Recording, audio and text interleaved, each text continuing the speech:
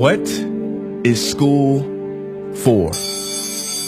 Feel free to call me slow, but I spent 16 years going to school, and I still don't know.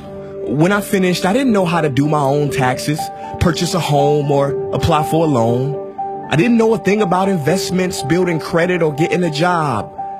I graduated at the top of my class, and what did I have? This fancy diploma to sit at home with my mom. But luckily, they did teach me some important skills like factoring trinomials and how mitochondria is the powerhouse of the cell. I'm so happy I remember the Pythagorean theorem, because it helped me a lot. Okay, I'm lying. Let me stop. Because all the stuff they taught me, truthfully, I forgot. Mom, remember when you would ask me, what did you learn in school today? And I would say, nothing much. I wasn't being modest. The truth about it, Mom, is I had already forgotten. And it's not just me. Millions of students sing the same song. How many of you guys avoid eye contact with the teacher to try not to get caught upon? Afraid to raise your hand for fear of being wrong, which proves that school isn't an environment for learning or building up the intellect. It's just a game you play for grades and how many A's you can collect. But I guess what do you expect when the most commonly asked question in class is this gonna be on the test? Is this gonna be on the test? See, if school put learning instead of testing and memorizing as the top standard, then the letter F would not stand for failure. It would stand for find another answer. And if school was really interested in our personal and academic success, students would wake up later, have more freedom, and homework a lot less. And that's not my opinion. This conclusion has been scientifically tested and proven. And any teacher that doesn't believe me, feel free to check my works cited page to inspect. Oh, and I did it in MLA format because I know that's all you will accept. See, students would get more benefit from an extra hour of sleep than putting them through the torture of an extra essay, reading 150 pages, doing problems 1 through 60 on the worksheet, and having 3 projects due by the end of the week. Not only is it pointless pain, but it's also dim-witted, because we get so much work, but they don't teach the time management skills to deal with it.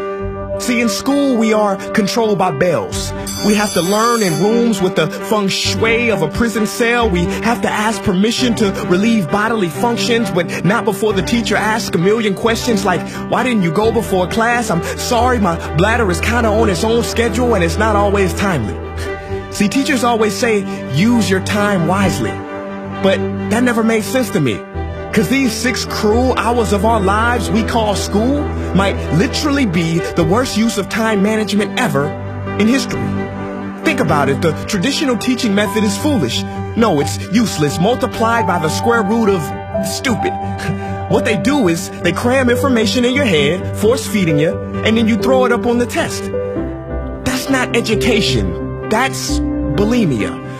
And the more bulimic you are, the better you will do on their assessments. So it's no wonder why so many students graduate mentally and emotionally anorexic. See, school teaches you how to memorize dots.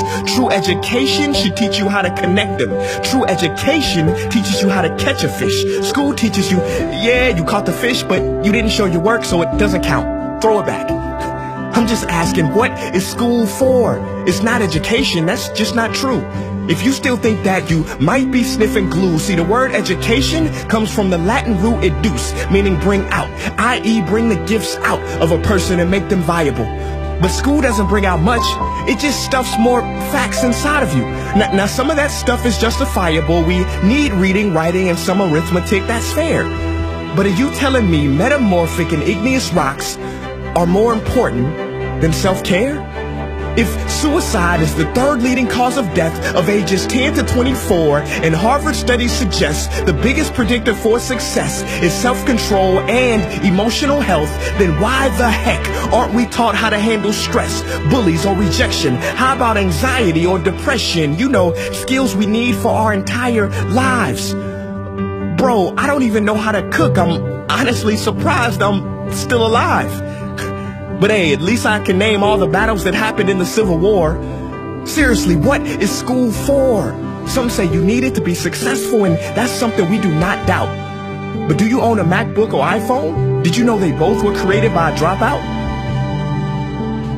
Are you watching this video on Facebook or YouTube? Doesn't matter which you choose. They both were created by dropouts. Ever use Snapchat, WhatsApp, shopped at Whole Foods? Well, thank a dropout. Does your home furniture come from IKEA? Okay, don't get the wrong idea. He was not a dropout. Don't be a fool. I mean, how could he drop out? Ingvar Kamprad, founder of IKEA, never even went to school. I know what you're thinking.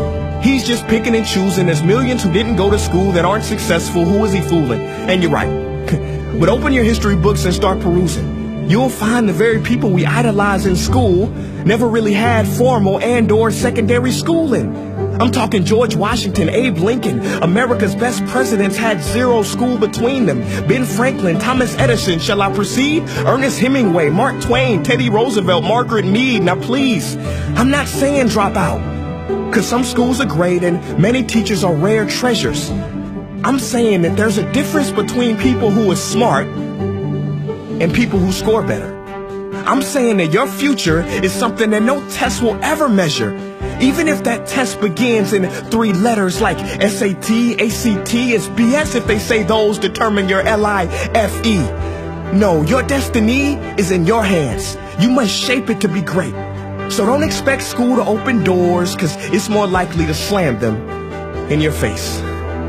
Sometimes I wonder about all the dreams lost in school and how much potential goes to waste.